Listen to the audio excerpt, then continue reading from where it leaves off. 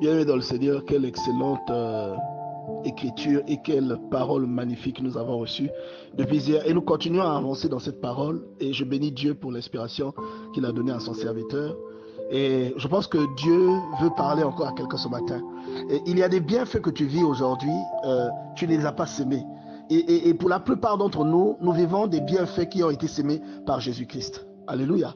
C'est-à-dire qu'il y a des choses aujourd'hui, toi, qui te sont évitées parce que le Christ a donné sa vie à la croix. Ça, c'est le premier exemple pour introduire cet enseignement, pour introduire cette parole.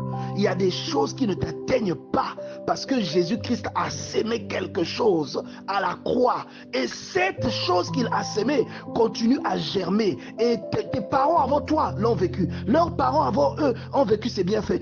Tes enfants après toi vivront ces bienfaits. Et les enfants de tes enfants après toi vivront les bienfaits de la croix. Lorsqu'ils accepteront, ils donneront leur vie. Ils vivront les bienfaits de la croix, bien-aimés dans le Seigneur.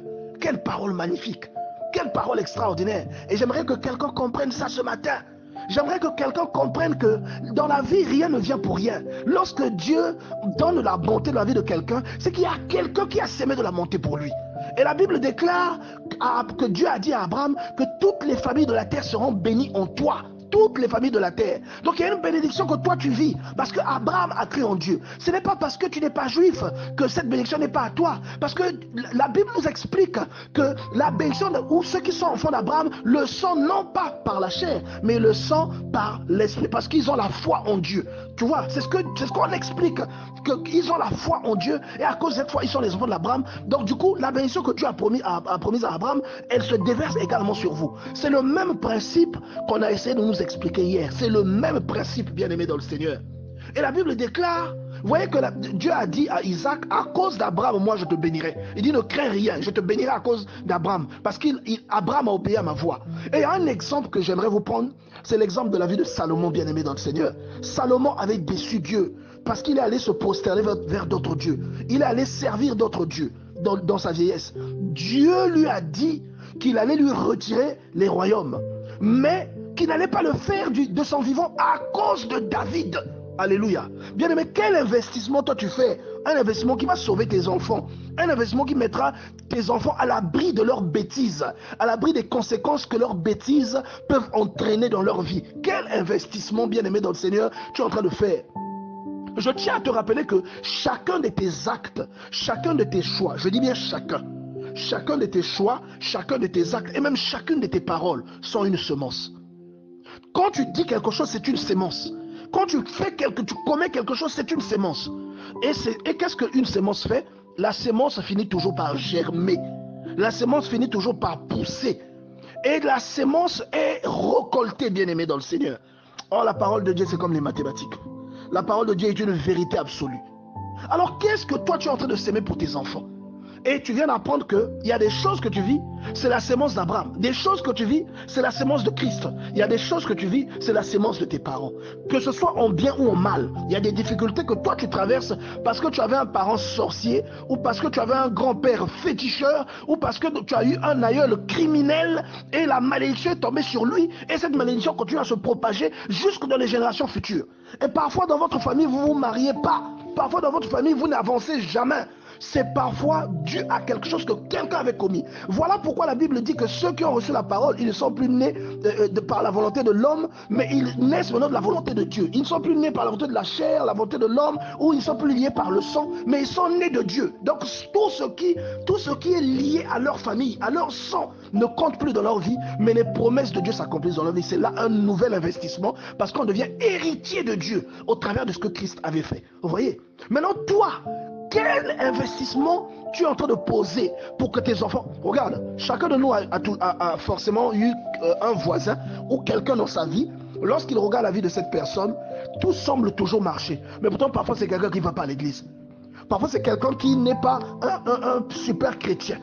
Il ne va pas forcément... Voilà, bien aimé dans le Seigneur, là où nous nous trompons, c'est que beaucoup de gens investissent dans le fait dans des choses qui ne payent pas, en fait. Ce que Dieu voit, bien-aimé dans le Seigneur, c'est la proximité que tu as dans ton cœur et la crainte que tu as pour lui. Ce n'est pas le nombre de fois où tu es allé à l'église. Attention, je ne te dis pas qu'il ne faut pas aller à l'église. Mais je te dis que si tu vas à l'église alors que ton cœur est loin, tu es en train de faire un travail nul. Tu ne seras jamais béni parce que tu vas à l'église, tu ne manques jamais une réunion, alors que tu es un rancunier et un fiefé menteur, alors que tu es un orgueilleux. Dieu ne va jamais te bénir. Alors investis dans l'essentiel qui plaît à Dieu. Investis dans la conduite qui plaît à Dieu. Investis dans la crainte de Dieu. Et tu te demandes, mais pourquoi lui, quand il fait quelque chose, ça marche? Pourquoi il s'en sort facilement? Bien aimé dans le Seigneur, il est en train de raconter l'investissement de quelqu'un.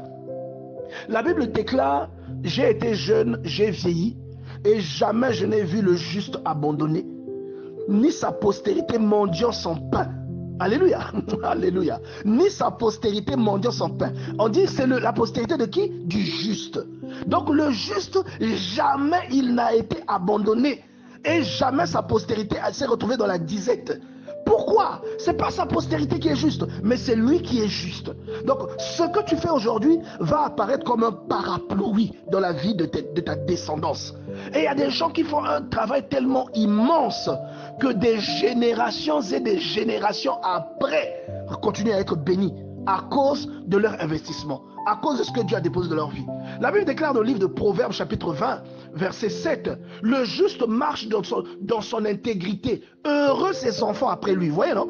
Parce qu'il marche dans l'intégrité, heureux ses enfants après lui. C'est-à-dire que son intégrité là contribue à bénir ses enfants lorsqu'il ne sera pas là. Donc toi, si tu es intègre, tu n'es pas intègre seulement pour toi. Tu n'es pas intègre pour faire du bien à quelqu'un, pour réjouir le cœur d'un pasteur ou le cœur de je ne sais qui. Mais tu es intègre parce que cela plaît à Dieu et que cela rendra service à tes enfants. C'est une leçon que tu leur donnes. C'est une leçon bien aimée dans le Seigneur. Et vous voyez que Dieu dit à Noé, dans le livre de Genèse, chapitre 7, verset 1, l'Éternel dit à Noé, entre dans l'arche, toi et toute ta maison, car je t'ai vu juste devant moi parmi cette génération. Donc il n'a pas dit à Noé seul d'entrer dans l'arche, qui est le symbole d'une protection, d'une exclusion. Il n'a pas dit entre seul, mais toi et ta maison, car je t'ai trouvé. Il a trouvé Noé juste. Donc c'est la tête d'abord. C'est toi d'abord qui détermine ce que vivra ta famille, ce que vivra tes enfants. Voilà pourquoi si aujourd'hui, bien aimé dans le Seigneur, tu écoutes cette parole, deviens une personne responsable. Laisse ce que tu es en train de faire. Regardez, il y a des petites choses que nous faisons qui sont une sémence dans notre vie. Regardez par exemple la conduite de David avec les femmes, bien aimées dans le Seigneur. David, c'était un homme exceptionnel, un homme extraordinaire, l'homme selon le cœur de Dieu. Mais regardez, lorsqu'il a laissé entrer le péché dans sa vie en couchant avec la femme d'autrui, il a laissé entrer un esprit dans sa maison. Vous voyez, Dieu a dit, parce que tu as fait cela, l'épée ne s'éloignera plus de ta maison. Ça ne veut pas dire que c'est Dieu qui voulait ça, parce que la volonté de Dieu, Dieu l'a lui illustre dans le psaume 89 et dans le livre de Samuel. La volonté de Dieu est claire. Il dit que l'ennemi ne te surprendra pas. Tu seras le premier-né des rois de la terre. Ainsi de suite, ainsi de suite. Il lui donne une bénédiction. Est-ce que vous voyez? Mais l'acte qu'il pose engendre autre chose. C'est comme un grain qu'il a planté et les fruits qui vont sortir. Si c'est du piment que tu as planté, les fruits vont sortir, tu vas manger le piment. Chaque action est un grain que tu plantes. Et lui qui avait une vie garantie, une protection garantie, il plantait que des oliviers, il plantait que des raisins, il plantait que de la vigne. Et ce jour-là, il a planté du piment. Dieu lui a dit, tu vas manger le piment là. Chaque action que tu fais, bien aimé, chaque choix que tu fais a une conséquence. Qu'elle soit perceptible de ton vivant ou pas, elle a une conséquence. Il y a des choses que tu n'arrives pas à faire à cause de ce que tu as fait ou à cause de ce que tes parents ont fait. Voilà pourquoi il est important, bien aimé dans le Seigneur, de demander régulièrement au Seigneur de t'épargner, de tomber dans des erreurs qui pourraient compromettre la bénédiction ou les plans merveilleux que Dieu a établis pour toi. Voyez? Et regardez ce qui se passe après. C'est un grain qu'il avait semé. Et son fils aîné, qui était supposé, dans la logique des hommes, être roi après lui. Ce fils-là, Amnon, va violer sa propre sœur. Donc c'est un esprit d'immoralité. Parce que l'adultère, c'est l'immoralité. Donc c'est un grain. C'est celui qui plante des piments, il va récolter des piments. Celui qui plante les arachides, il va récolter les arachides. Et lui, il a planté en commettant un adultère et un meurtre. Et vous allez voir qu'il a mangé les deux fruits. Son propre fils a commis l'immoralité en violant sa propre sœur. Donc il a fait l'inceste. Et ensuite, son fils a encore tué son propre frère. Donc il a mangé les 2 grains qu'il a semés. Et le meurtre et l'adultère. Il a mangé. Voyez, bien aimé dans le Seigneur. Voyez. Donc, bien aimé, faisons attention aux actes que nous posons. Tu vas dire, ouais, je vais avoir une petite Mbappé. Comme on dit maintenant, une petite Mbappé dehors. Non, c'est pas grave, c'est pas grave. Ça va poursuivre tes enfants. Ta fille ira en mariage, elle aussi, on va lui prendre une Mbappé. Parce que tu avais sémé ce grain-là. Vous voyez, elle ira en mariage, ou encore toi, tu ne respectes pas ton mari. Ton enfant, ton fils ira épouser une femme. Cette femme ne le respectera pas. Parce que toi, tu as été comme ça. Voyez, bien aimé dans le Seigneur. La Bible est claire à ce niveau. La Bible est claire. Et la Bible nous donne des illustrations tellement vraies que nous n'avons pas besoin de chercher midi à 14h. Nous n'avons pas besoin de chercher longtemps. Ces illustrations-là sont vraies, bien aimé dans le Seigneur. Tout est clair. Proverbe chapitre 20, verset 7. Le juste marche dans son intégrité. Heureux ses enfants après lui. Parce que tu vas marcher dans l'intégrité. Genèse chapitre 17. Abraham, marche devant moi et sois intègre. Marche devant moi et sois intègre. Et vous allez voir que c'est en respectant cette consigne que la bénédiction va arriver, que l'enfant va naître. Vous voyez? Et ici, Proverbe 17, verset 6. Les enfants des enfants sont la couronne des vieillards.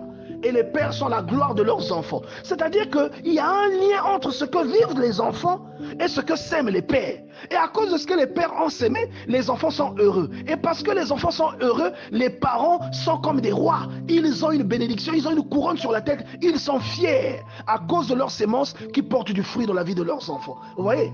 Alors quel genre de parents êtes-vous? C'est la question que vous devez vous poser ce matin. Proverbe 14, verset 26. Celui qui craint l'Éternel possède un appui ferme. Et ses enfants ont un refuge auprès de lui. Les enfants ont un refuge auprès de celui qui craint Dieu. Vous voyez?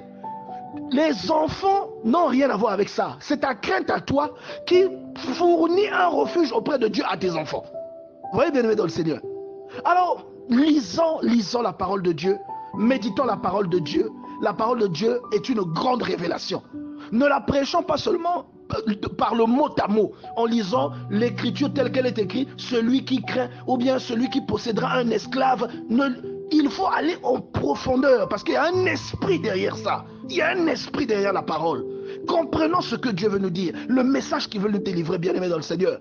Comprenons, bien-aimé, parce que Dieu a un langage métaphorique. Il ne dit pas toujours les choses de façon claire et précise. Il dit toujours les choses d'une façon cachée, d'une façon détournée. Et l'Esprit révèle à ceux qu'il s'est choisis la profondeur de ce qu'il a voulu leur expliquer. Vous voyez, comme il faisait lui-même avec les disciples. Donc, bien-aimé dans le Seigneur, lisons la parole de Dieu. C'est un investissement. Aujourd'hui, tu décides de manquer du respect à ton mari, c'est un investissement. Tu trompes ta femme, c'est un investissement. Tu voles de l'argent dans ta compagnie, c'est un investissement. Tu pries, tu enseignes à tes enfants la crainte de Dieu, c'est un investissement. J'aimerais que tu retiennes ça. J'aimerais que tu retiennes ça, bien-aimé dans le Seigneur, pour que ta vie soit une bénédiction et que celle de tes enfants après toi soit également une bénédiction. Si tu construis une maison à tes enfants, Dieu te bénira. Mais si tu construis une maison spirituelle à tes enfants, Dieu te bénira encore plus. Au-delà de la maison charnelle que tu auras construite, tu construiras une maison spirituelle, Dieu te bénira encore davantage. Parce que la Bible déclare, l'homme de bien a pour héritier les enfants de ses enfants. Mais les richesses du pécheur sont réservées pour le juste. Donc l'homme de bien a pour héritier les enfants de ses enfants. Si tu ne laisses pas seulement un héritage à tes enfants, mais ton héritage traverse des générations, il va jusqu'aux enfants de leurs enfants. D'accord? Et l'héritage dont la Bible nous parle n'est pas toujours un héritage charnel. Ce n'est pas toujours une maison ou de l'argent ou encore un héritage physique. L'héritage dont il est question, parce que ce qui compte aux yeux de Dieu, c'est le spirituel. Vous avez vu que la parole de Dieu déclare que dans Romains chapitre 9 verset 8, c'est-à-dire que ce ne sont pas les enfants de la chair qui sont enfants de Dieu, mais que ce sont les enfants de la promesse qui sont regardés comme la postérité. Vous voyez, la parole de Dieu est claire. Les enfants de la promesse, ça veut dire quoi? Que Dieu ne prend pas égard à ce qui est charnel, mais il prend égard au lien spirituel. Il y a un lien spirituel qui lie les choses entre elles. Et toi, tu es lié spirituellement, par exemple, à Abraham, à cause de ta foi. Tu es ainsi enfant de Dieu. D'accord? Et tu deviens co-héritier de Christ à cause de son sacrifice. Mais tu ne peux pas me prouver physiquement que ce sacrifice-là, le voici. Vous voyez? C'est un phénomène spirituel. Et donc même l'héritage qui est supposé bénir tes enfants, dont le Seigneur parle, est avant tout un héritage spirituel. Avant d'être un héritage charnel, il est spirituel. Quel investissement tu es en train de faire? Quelle maison spirituelle tu es en train de construire? Quel rempart spirituel tu construis pour tes enfants? Pour que tes enfants, après toi, soient une bénédiction pour leurs enfants aussi. Parce que eux, ils vont bénéficier. Regardez, il y a des gens aujourd'hui, les enfants des présidents, les enfants des ministres, les enfants des privilégiés. Ce sont des enfants pourris gâtés qui se conduisent mal. Mais lorsqu'on regarde, on dit, mais pourtant ils ont tout dans leur vie. Pourquoi ils ne craignent pas Dieu? Ils ont tout dans leur vie. Ce qu'ils ont dans leur vie est parfois la sémence de quelqu'un qui a fait du bien ou de quelqu'un qui a reçu un investissement. Quel que soit comment utiliser cet investissement, je vous dis que toute autorité vient de Dieu. Une personne qui est à la tête d'un pays ou à la tête d'une institution, c'est d'abord Dieu qui lui a donné ce mandat. Vous voyez? Et après, si lui veut s'éterniser, là, c'est maintenant son propre cœur. Et il sera jugé également pour ça. Mais son enfant, lui qui vit cette grâce, c'est parce que son père a été béni. Vous voyez? Dieu donne un mandat d'investissement aux hommes. Et donc, ce mandat, cet investissement a un impact sur ta descendance. Maintenant, comment le père aussi, parfois, maltraite le peuple? Ou comment le père, parfois, maltraite les gens qui sont en dessous de lui? Même si ses enfants, à lui, ne le vivent pas, mais les enfants de ses enfants seront malheureux. Regardez les enfants de Bokassa. Regardez les petits enfants de Bokassa, bien-aimés dans le Seigneur. Regardez la descendance regardez comment les enfants d'Hitler ont fini. Vous voyez? Donc, il y a des gens qui ne comprennent pas. On se plaint, on dit, mais pourquoi Dieu, eux, ils font le mal, mais tu les bénis, et nous, non, ce n'est pas ça, bien-aimés dans le Seigneur. Il y a un investissement et il y aura un retour. Il y aura un retour, il y aura une rétribution. Et je te demande à toi de faire attention, surtout si tu as reçu un investissement, mène ton investissement correctement pour que Dieu te bénisse et qu'après toi, il bénisse tes enfants. Comme nous avons partagé beaucoup d'écritures qui prouvent que c'est l'investissement du père que l'enfant récolte et que ses enfants lui aussi récoltent. Et que c'est le père qui garantit comment sa postérité devra se retrouver. Dans quelles conditions, bien-aimé dans le Seigneur? Et tu peux aussi avoir un aïeul qui a fait du bien, mais pourtant aujourd'hui tu es en train de vivre des difficultés. Bien-aimé, je te rappelle aussi qu'une difficulté précède souvent une élévation. Rappelle-toi que Dieu a dit à Abraham que ta descendance après toi sera esclave quelque part. Mais Abraham n'avait pas péché. Vous voyez? Mais c'était nécessaire pour qu'il connaisse Dieu. Donc il y a aussi des choses que tu vis qui ne sont pas forcément le résultat d'une malédiction, mais c'est des passages par lesquels Dieu te fait passer pour que tu le connaisses et pour qu'il te sépare, qu'il te mette à l'écart. Parce que tu as une destinée glorieuse. D'accord? Mais il faut aussi que nous ayons le discernement pour comprendre ce que Dieu veut nous enseigner. Que nous ayons le discernement pour savoir que ça c'est une épreuve et ça c'est une malédiction. Nous devons discerner ces choses, bien-aimés dans le Seigneur.